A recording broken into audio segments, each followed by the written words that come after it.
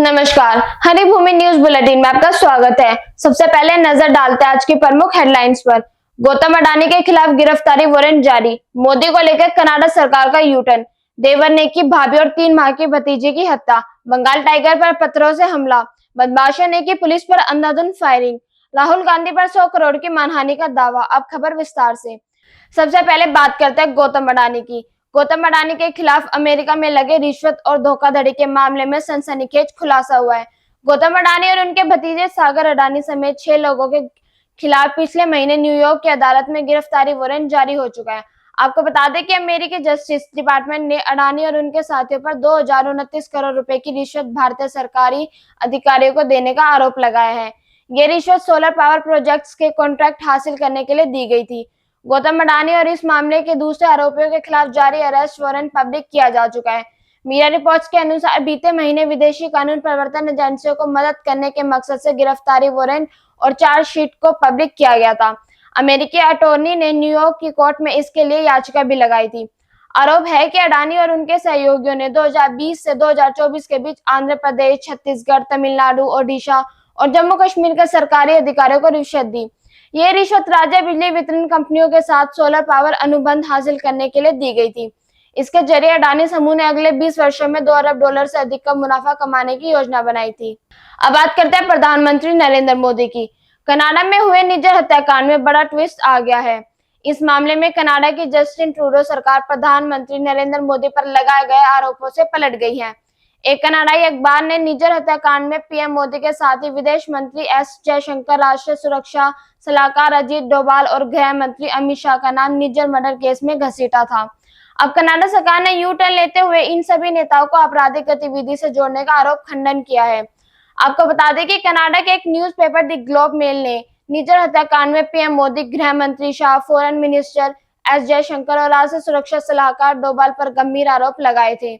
अखबार ने कनाडा के एक बड़े अफसर के हवाले से लिखा था कि पीएम मोदी और केंद्रीय मंत्रियों को निजर हत्याकांड के बारे में पहले से ही जानकारी। इस बार भारत के विदेश मंत्रालय ने आपत्ति जताई थी, इन आरोपों को बेबुनियाद बताया था। इन आरोपों के बाद पूरे विश्व में कनाडा सरकार की किरकिरी भी हुई थी। अब बात करते हैं गाजियाबाद की, जहां देवर ने अपनी भाभी और 3 माह की भतीजी की हत्या कर दी। हत्या के वक्त 3 साल की बच्ची भी कमरे में मौजूद थी। उसने अपने चाचा को मां और बहन की हत्या करते देखा तो डरकर भाग गई।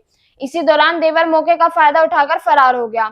मौके पर पहुंची पुलिस मामले की जांच कर रही है। पीड़िता के पति ने बताया कि उसे नहीं पता कि उसके छोटे भाई ने पत्नी को क्यों मारा है। पुलिस इस मामले को दुष्कर्म की कोशिश में सफल न होने पर हत्या करने के एंगल से जोड़कर देख रही है। अब तक की जांच में आरोपी व उसके भाई के बीच किसी तरह के विवाद का न होना सामने आया है। ऐसे में उसने अपने भाभी व भतीजे को क्यों मारा, ये जांच का विषय है। पुलिस देवर की तलाश कर रही है। अगली खबर असम से आ रही है।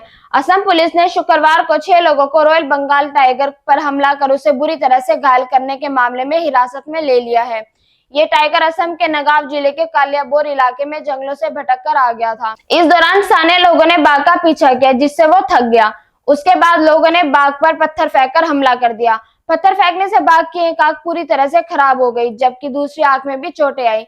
वन अधिकारियों को जब इसकी खबर लगी तो वे आनंद फान में मौके पर पहुंचे और उन्होंने घायल टाइगर को बेहोश करके बचाया। बाघ की हालत बेहद गंभीर बताई जा रही है। अब बात करते हैं पंजाब की। पंजाब में जालंधर पुलिस ने भीषण गोलीबारी के बाद लांडा समूह के 2 सदस्यों को गिरफ्तार कर लिया। इस दौरान दोनों तरफ से 50 से ज्यादा गोली चलाई। पुलिस आयुक्त ने बताया कि गिरफ्तार आरोपी लांडा ग्रुप के हैं, जो जमानत पर बाहर आए थे। इन पर हत्या और जबरन वसूली जैसे कई मामले दर्ज है। जानकारी के अनुसार लांडा गिरोह के दोनों सदस्य जालंधर में किसी का इंतजार कर रहे थे। उसी दौरान पुलिस को उनके मूवमेंट की खबर मिली। पुलिस टीम ने दोनों को पकड़ने के लिए घेराबंदी की। इसी दौरान दोनों बदमाशों ने पुलिस पर अंधाधुंध फायरिंग कर दी। पुलिस ने भी जवाबी कार्रवाई करते हुए फायरिंग की। दोनों तरफ से हुई फायरिंग में पुलिस के 2 जवान जख्मी हो गए। इस दौरान बदमाशों को भी चोटें आई। पुलिस ने उन्हें गिरफ्तार करने के बाद इलाज के लिए अस्पताल भिजवा दिया है। अंत में बात करते हैं भाजपा नेता विनोद तावड़े की, जिन पर महाराष्ट्र चुनाव से एक दिन पहले नोट बांटने का सनसनीखेज आरोप लगा था। विनोद तावड़े ने नोट बांटने के आरोप को निराधार बताते हुए कांग्रेस नेता राहुल गांधी, कांग्रेस अध्यक्ष मल्लिकार्जुन खड़गे और सुप्रिया श्रीनेत को कानूनी नोटिस भेजा है। इस नोटिस में तावड़े के हवाले से कहा गया कि ये तीनों नेता उनसे 24 घंटे के भीतर माफी मांगे, नहीं तो उन्हें 100 करोड़ रुपए देने के मानहानि के दावे का सामना करना पड़ेगा। आपको बता दें कि महाराष्ट्र विधानसभा चुनाव के लिए मतदान से कुछ घंटे पहले बहुजन विकास अघाड़ी के नेता हितेंद्र ठाकुर ने विनोद तावड़े पर होटल में 5 करोड़ रुपए बांटने का आरोप लगाया था। इस आरोप के बाद कांग्रेस और एनसीपी के साथ शिवसेना ने उनके खिलाफ मोर्चा खोल दिया था। इस मामले में चुनाव आयोग ने भी होटल की जांच की थी। तावड़े का कहना है कि उनके खिलाफ लगाए गए आरोप झूठे और निराधार और गलत इरादे से लगाए गए हैं। उन्होंने कहा कि उनके खिलाफ दिए गए बयानों के लिए इन तीनों नेताओं से माफी मांगने की मांग करते हैं। अगर वे ऐसा नहीं करते तो उनके खिलाफ आपराधिक कार्रवाई करने के लिए मजबूर होंगे। ऐसी ही खबरों से जुड़े रहने के लिए देखते रहिए हरिभूमि टीवी और अधिक विस्तार से जाना है तो हरिभूमि अखबार पढ़ें।